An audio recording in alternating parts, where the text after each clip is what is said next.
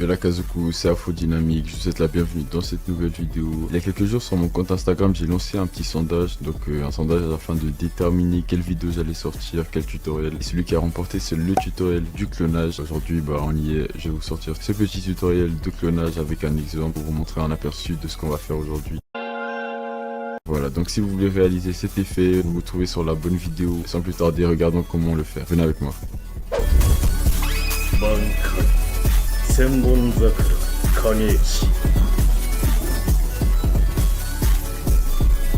Alors voilà les gars, ici on a le clip de iSpice Inhamu, le début du clip où iSpice sort de cette supérette. Donc j'ai déjà fait une précomposition du clip, c'est pas vraiment utile, c'est juste je voulais recadrer le clip parce qu'en fait il était beaucoup plus petit que ce qu'il en avait l'air. J'ai juste agrandi et fait une petite précomposition pour avoir le clip au bon cadrage. Ce qu'on va faire, c'est d'abord double-clic sur la vidéo, donc le métrage, le seul calque que j'ai. Vous avez à cliquer 2 fois. Et je dis bien, il faut cliquer 2 fois, sinon cette fenêtre de calque ne va pas apparaître. On a besoin de cette fenêtre pour faire notre effet clonage. Pensez à bien cliquer 2 fois. Puis on va aller dans la panel d'outils et on aura besoin de cet outil-là qui s'appelle la rotoscopie. En fait, la rotoscopie, c'est tout simplement l'intelligence artificielle d'After Effects qui va nous permettre de passer autour du personnage, créer en fait un masque. On a juste à colorier en fait. Le logiciel After Effects lui va essayer de détecter la forme que l'on veut isoler. Donc ce que je vais faire, c'est passer tout autour de iSpice. On va essayer de l'isoler de ce background là de la supérette. Comme c'est une vidéo, il faudrait que j'aille sur chaque image et faire la même chose. On va commencer avec la première. Si vous êtes par exemple sur la flèche, vous cliquez sur Alt W et on arrive directement sur l'outil de rotoscopie. Là on va juste passer en couleur. Donc vous cliquez, vous maintenez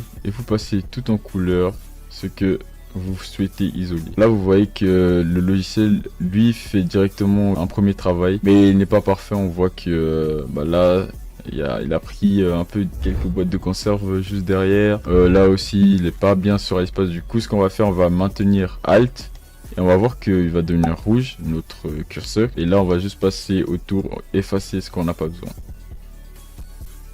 Donc voilà, vous voyez qu'il a fait un autre travail et il s'est rapproché de là où je voulais. Là par exemple il n'a pas pris ce bout, du coup je vais le passer en vert. On voit que aussi il y a un petit problème, en fait il a pris tout le background, donc on va le supprimer, donc en faisant bien Alt et en passant autour. Et là on voit qu'il se réajuste automatiquement. Et vous pouvez aussi zoomer, vous pouvez prendre la main pour essayer d'aller spécifiquement là où vous souhaitez faire les modifications. Là je vais repasser. Alors là on a un premier calque de iSpice assez bien fait. C'est pas nécessaire que ce soit parfait, mais il faudrait que ce soit le mieux possible. Après si c'est pas parfait, c'est pas très grave. Une fois le premier calque fait, on voit que le logiciel lui essaie de garder toujours iSpice.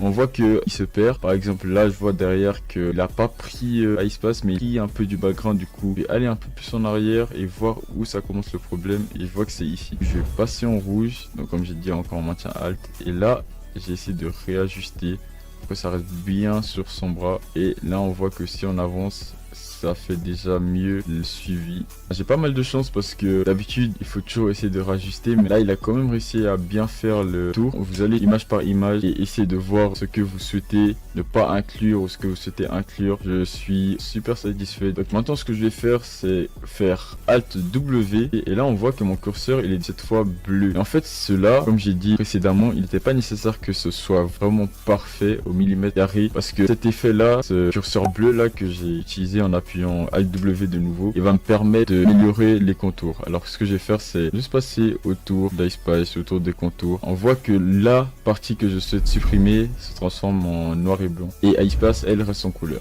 Donc là c'est comme un petit check pour bien montrer que en fait j'ai choisi de isoler iSpice.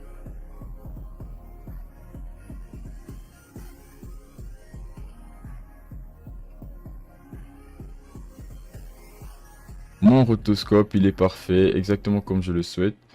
Donc maintenant je vais à la première image, donc au début de mon calque, et on peut faire geler. Donc geler c'est ce qui va permettre de finir le travail. Donc on fait geler, on clique dessus. Une fois cela fait, on peut retourner dans la composition et on voit que là j'ai réussi à isoler iSpice parfaitement, plus ou moins. Là on voit qu'il y a une petite erreur, ça a pris un peu le background, mais c'est pas bien grave. J'aurais dû le faire au début, mais on va juste dupliquer le calque, on fait CTRL D, juste enlever le rotoscope en appuyant sur FX ici. Lorsqu'on voit pas le FX, c'est-à-dire l'effet n'est pas appliqué. Ici c'est un calque où il y a iSpace qui est toute seule. Donc si je appuie là, je pourrais la voir. Voilà, on voit qu'elle est juste là. En bas, on a juste le background et avec iSpace. En fait, c'est tout simplement le calque au départ. On va dupliquer 2 fois, donc le calque où iSpace est seul. Et en fait là, en faisant ces duplications, je viens de créer 2 clones d'iSpace que je vais pouvoir animer et c'est ce que je vais vous montrer maintenant. On va faire P, on va voir que on peut animer la position. Donc on va tout simplement séparer les dimensions pour voir le Y et X. Cliquez sur l'horloge encore une fois. Pour animer, on va aller au milieu plus ou moins, quelques frames avant le milieu je dirais, on va dire plus ou moins là. On va le mettre à droite, donc on va tout simplement prendre ça et avancer vers la droite.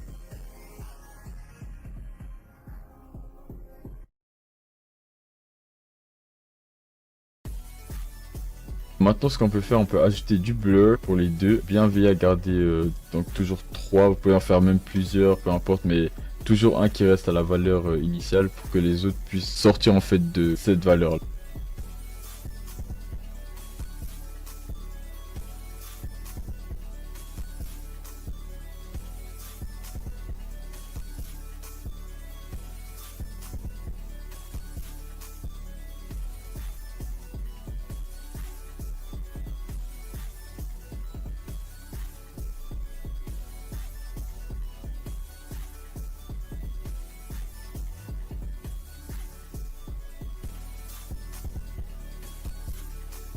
Et voilà.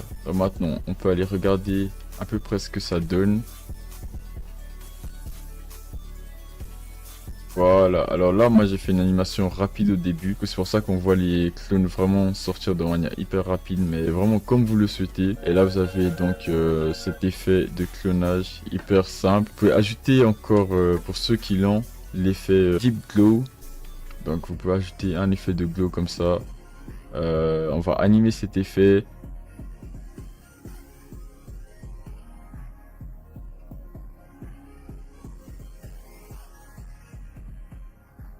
Là voilà, après vous pouvez faire différentes transitions avec, c'est juste un petit effet simple et cool, ça peut vraiment aller partout. Je vais vous mettre quelques exemples au montage d'où j'ai utilisé cet effet par exemple.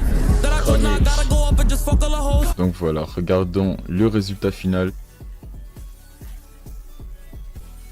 Vous pouvez faire vraiment n'importe quoi avec des trucs vraiment incroyables. J'espère que cet effet vous aura plu. Donc il est vraiment utile. C'est le type d'effet que lorsque j'ai pas vraiment trop d'idées de quoi faire et que j'ai un clip assez facile à isoler, que je me dis bah let's go, je fais un petit effet de clone et ça passe vraiment partout. Donc c'est assez cool. Je vous laisse utiliser ça à votre guise. Puis soyez créatif, la Kazoku. C'est la fin de cette vidéo, j'espère que ce tutoriel vous aura plu, vous sera utile dans vos prochains montages, etc. Si vous voulez participer à des sondages, par exemple comme celle-ci, comme cette vidéo, afin de me proposer aussi des tutoriels ou bien choisir lequel vous souhaitez avoir, allez vous abonner sur mon compte Instagram qui figure juste ici. Aussi, si vous voulez suivre mon contenu, voir d'autres de mes vidéos, abonnez-vous à ma chaîne, prenez soin de vous et à une prochaine vidéo. Sayonara. 千本桜影吉